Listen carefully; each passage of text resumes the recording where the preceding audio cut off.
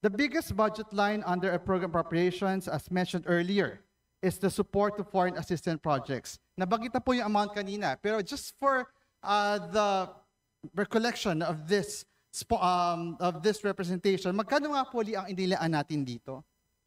For support to foreign-assisted projects, Mr. Speaker, distinguished colleague, for the 2026 NEP, 97.305 billion pesos po. So 97.3 billion pesos. Nung review po natin ang list ng foreign-assisted projects for the fiscal years 2023 to 2025, a big chunk of them are infrastructure projects.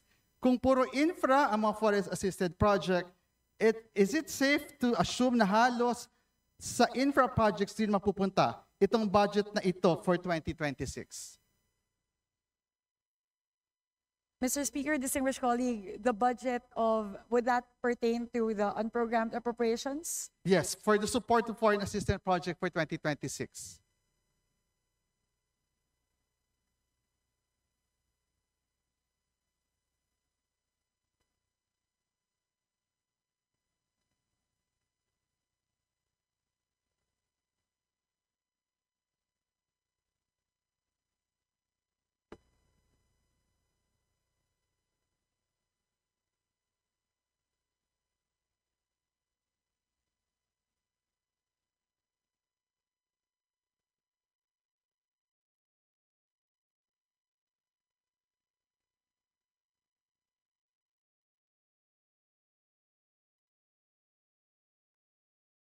Mr. Speaker, distinguished colleague, I have here the list of foreign-assisted projects that are programmed. Programmed may not be the term, but have been identified to be lodged within the 97.3 billion pesos under unprogrammed appropriations. Yes, we recognize that a lot of these relate to infrastructure projects. However, there are also projects that are geared towards different agencies in different sectors. Halimbawa po, under DAR, while this is also an infrastructure project, it's a bridge that would be built for the benefit of farmers. Ang tawag po dito, pang-alaying tulay para sa bagong bayanihan na magsasaka. That amounts to about 1.9 billion pesos. Apart from those lodged within DPWH and DOTR that are mostly infrastructure projects, there are also projects amounting to 33.7 billion under the DSWD. So these are, a majority of this actually po is what we call reducing food insecurity and undernutrition with electronic vouchers refuel project. So 24.1 billion pesos po yun. Meron din pong panahon ng pagkilos Philippine Community Resilience Project or the PCRP amounting to 9.5 billion pesos. So if we look at the breakdown, and this is something that we could also share with our distinguished colleague, there are big ticket items here, around over a third actually of the foreign assisted projects identified under the unprogrammed appropriations that are non-infrastructure in nature. So it means that more than half of these projects are infrastructure in nature. Is that correct? That is correct, Mr. Speaker, distinguished colleague. Mr. Speaker, Madam Chairperson of the Committee of Appropriations and our sponsor, yun naman pong second biggest ay yung strengthening assistance for government infrastructure and social programs. Ang nakalagay po dito, ang nilaan natin ay 80.9 billion pesos. So sigurado po ako, ito ay mapupunta rin sa infrastructure.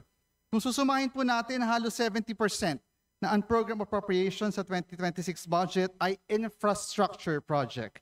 We could have invested this in health. Kung tutusin, halos 3 billion lang ang lamang na unprogrammed appropriation sa DOH budget.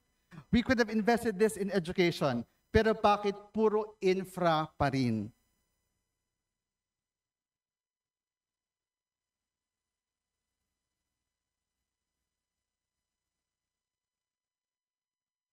Mr. Speaker, distinguished colleague, upon conferring with the DBM, and this is something that we could look further into, kasi dalawa po yung pwedeng ipasok sa SAGIP. The first would be the social programs and the second would be infrastructure. If the collective wisdom of Congress is to take out that provision that allows the release for infrastructure and gear it mostly towards social programs, including health, that would be something that the DBM would be amenable to considering din po. And we welcome that position of the DPM, Mr. Speaker and Madam Sponsor. May kasabihan po ang mga bagets. Ang sabi nila, fool me once, shame on you. Fool me twice, shame on me. Pero taon-taon na lang nakakalula ang budget ng infrastructure projects kahit malaking source ito ng corruption.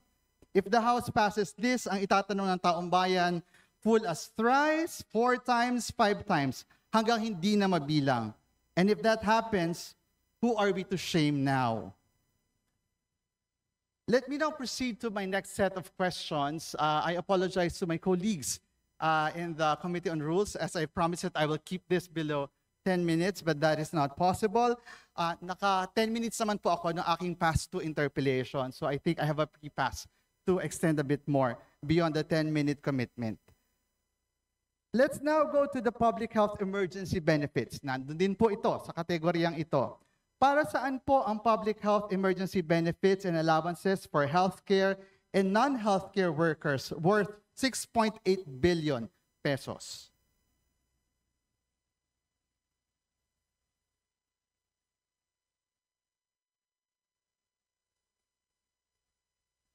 Mr. Speaker, distinguished colleagues, so that particular item, public health emergency benefits and allowances for healthcare and non-healthcare workers amounting to around 2 billion pesos, actually exactly 2 billion pesos under the GAB is geared towards paying the arrears of COVID-19 allowance and compensation of eligible healthcare and non-healthcare workers from July 1, 2021. From July 1, 2021. So ito po ay utang ng gobyerno sa mga healthcare workers at non-healthcare workers nung panahon pa ng COVID. Is that correct, Madam Sponsor, Mr. Speaker? That is correct, Mr. Speaker, my distinguished colleague. Tama rin po ba na delayed na ito ng 4 years kasi 2021 pa?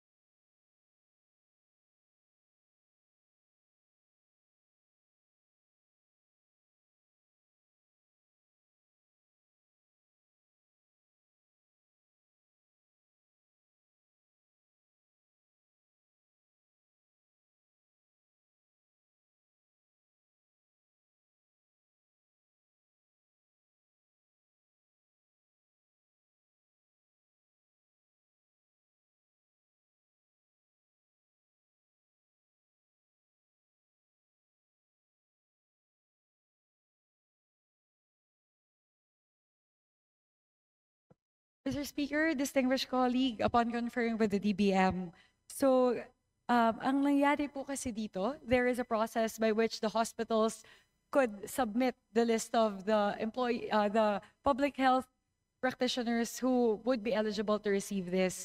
So ang nangyari po, dalawa po yung sources of delay. The first would be the hospitals were delayed in submitting the list of healthcare workers to be validated under this program. Second po, linalog po kasi nila yun sa portal. And once they log that into the portal, the DOH then validates the list submitted by the hospitals to see kung sino po yung releasean. And once the DOH has done that validation, that's the time that the DBM would release it.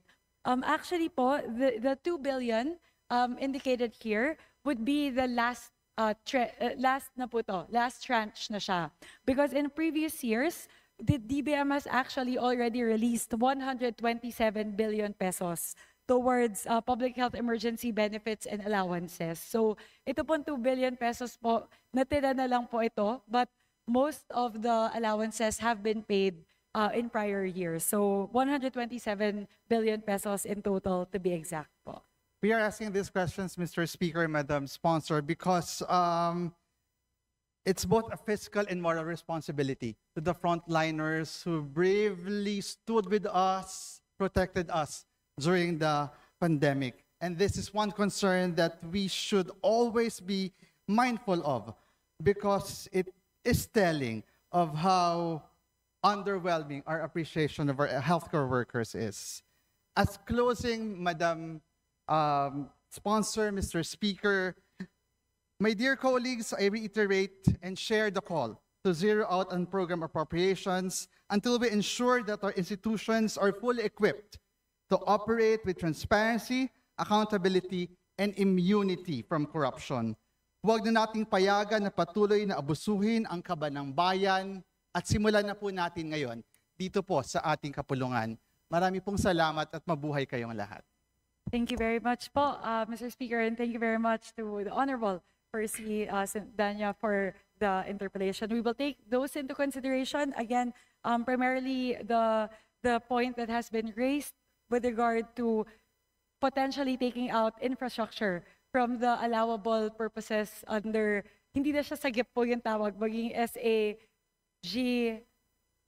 na lang, SP, kasi social programs na lang po. So I think a lot of the questions pertaining to the unprogrammed appropriations emanate from being able to disburse from SAGIP towards infrastructure programs. So that is something that we will take into consideration as we craft the final version of the GAB for the House of Representatives. Maraming salamat po.